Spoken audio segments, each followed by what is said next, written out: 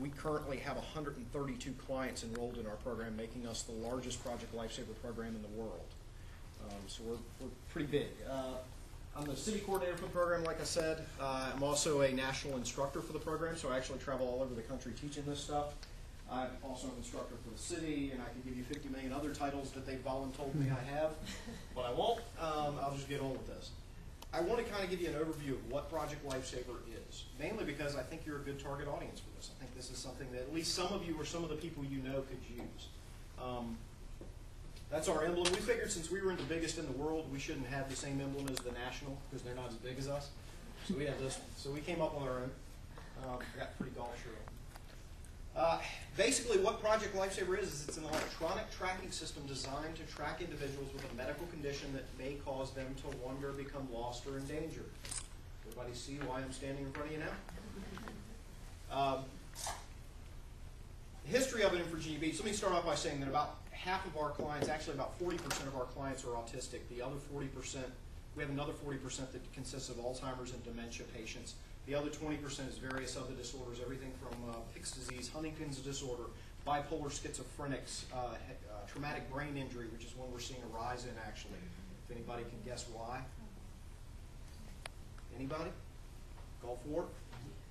People are coming back with injuries that even during the first Gulf War would not have been survivable, and now they are, although the quality of life oftentimes is greatly diminished.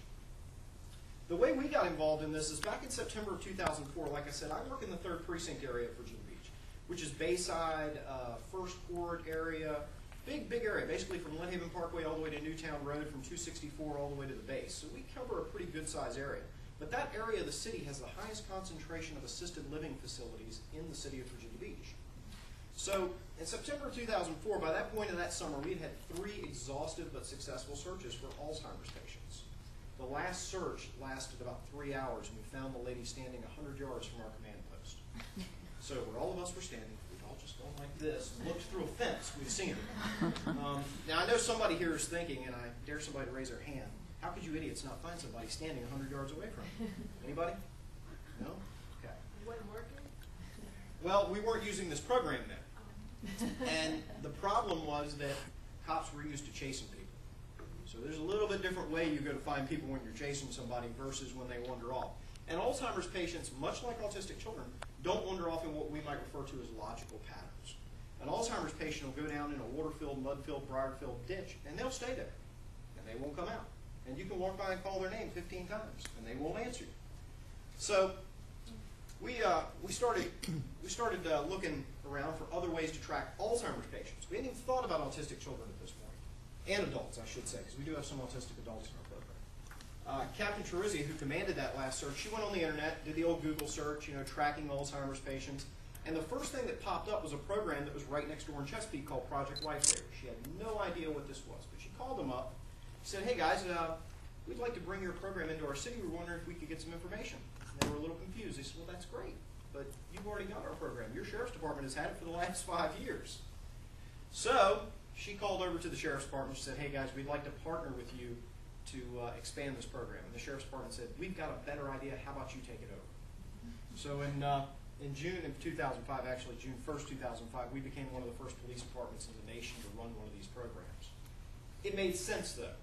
If you call and say, my loved one is missing, who shows up at your front door? Is it a guy in a brown shirt or a guy in a blue shirt? Blue shirt, right? Every time. Anywhere in Tidewater, it's going to be a guy in a blue shirt. So the sheriff's department, even though they've been running this program for 5 years, they only had 18 clients. Because they weren't out there dealing with these folks on a daily basis like we were. That's why in the course of the last 4 years, we've been able to expand it to what we have now, 132. So like I said, we took it over with 18 clients on June 1st, and now we're at actually 132. We started with 13 officers and supervisors. We now have over 81 police personnel and about 60 members of our Virginia Beach Search and Rescue Team, which is an all-volunteer force. So who do we help? I mentioned most of these earlier. Autism, vascular dementia, Down syndrome, medication-related dementia. The list goes on and on. These are just the big ones. There are some that we get every once in a while, like Edmund syndrome. Anybody know what that is? Genetic disorder. I had to go look it up on the computer when the lady called me to say, hey, my child has Edmund's disorder. I had no idea what that was. Pediatric Alzheimer's. Anybody heard that? That's a little hot button thing lately. It's not actually Alzheimer's. Please don't be confused. It's just the name that the media actually likes to give to the disorder. It's actually a genetic disorder that has some of the same dementia-like characteristics that Alzheimer's and vascular dementia and all those have. Y'all all know that autistic children oftentimes fall in the mud, right? I don't need to tell you that. You also know they're oftentimes drawn to water, right? See, yeah, here. Yeah. Anybody here willing to swim in our local waterways? Because I'm not. I've had more than one suspect run off into a canal on me and gone, "Have a nice day," because I'm not chasing them. And we pulled more than one suspect out of the drink who tried to run from us. Our waterways are dangerous, to say the least. So we really want to try to keep these children out of them. They oftentimes lack those normal fear responses that you and I have. No fear of walking into traffic. We have a little girl who lives on Shore Drive that's one of our clients. Twice now. She lives right on Shore Drive. Twice now. Luckily, motorists have stopped and picked her up. All those factors make finding them quickly very, very important. Alzheimer's. This is my big one because I'm not an autism expert. I am, however, an Alzheimer's expert according to the Department of Criminal Justice Services. I don't know quite how I got that title. I think it's because I forget stuff a lot. But 78% of all Alzheimer's patients will develop the tendency to wander. 78%. Out of that 78%, 76% are going to do it repeatedly, again and again and again. Because they got nothing better to do most of the day anyway, except figure out how to get out of wherever they're trapped.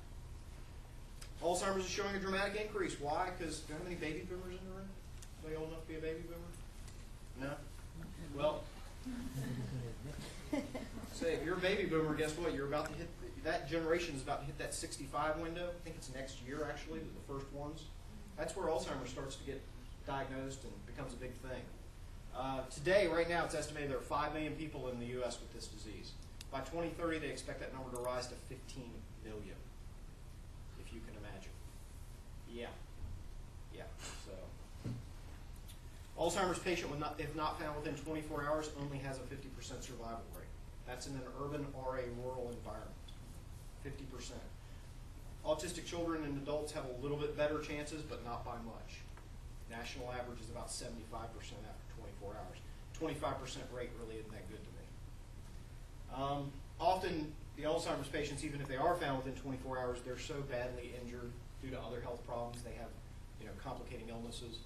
Oftentimes, they don't survive the incident. So all those factors make finding them quickly very important. Especially with the smaller children, these cold nights we have, that can be very dangerous on a small child's body. So how it works? Well, it's really simple. We take a little radio tracking bracelet, it's about the size of a watch. Okay, we place it on either their ankle or the wrist. Most of the kids, we use the ankle because it's out of sight, out of mind to some point. They don't mess with it as much. And also, it's not on their wrist where it gets in the way and everybody sees it. So, and when they wander off, the caregiver, calls 911 just like they normally would and advises that the person's gone. At that point, our dispatcher then sends a VIA message, and we send out our team with specially designed radio receivers that we can actually tune in to that frequency they're wearing, because each client has their own individual radio frequency. So they are literally wearing a miniature radio tower on them. Puts out a little beep, and we take our little receivers and tune it in, and all we do is use a directional antenna to track their movements. Average search for a person with diminished capacity, that means all those people I talked about earlier, 8 hours nationwide. That's what it's going to take to find somebody if they wander off. With dogs, with helicopters, with all that fun stuff, 8 hours is what it's going to take from the time we get to your door to the time we return the person, on average. Okay? Average Project Lifesaver search is 32 minutes. Yeah, wow. In Virginia Beach, 22. So we're even better. Disorders like autism and Alzheimer's, as all of you know, are on the rise. Cost effective. Average search for that average 8-hour search nationwide, that's what it's going to cost a municipality, $342,000. Because if you think about it, how many people are going to be out after 8 hours and looking for somebody? How many police, fire, and EMS personnel are going to be on the street? How many specialty vehicles, helicopters, boats, dogs? I've actually been on one of these searches where it was 220 of us looking for one guy. So, how do you enroll somebody in the program? Well, you've all got a brochure in front of you. It's got my number on it, that number right there. Also, let me say, if you live in another city in Hampton Roads and you're interested in the program, call me. I will get you their numbers. I have all the contact numbers for everybody in Hampton Roads. Is there a cost to clients? Some of the commonly asked questions I get. Yes. In the city of Virginia Beach, let me be clear. It's different from city to city. Each of the cities charge what they think is necessary. The City of Norfolk's program is free, but they are funded by the city. In Virginia Beach, believe it or not, we are not funded by the city. We are completely funded by a board who goes out, raises grants, private donations, and all that kind of good stuff. So what is the cost in Virginia Beach? $9 a month. That's it. Norfolk, it's free. You go to Chesapeake, it's $25 a month. It's different from place to place. I see a question.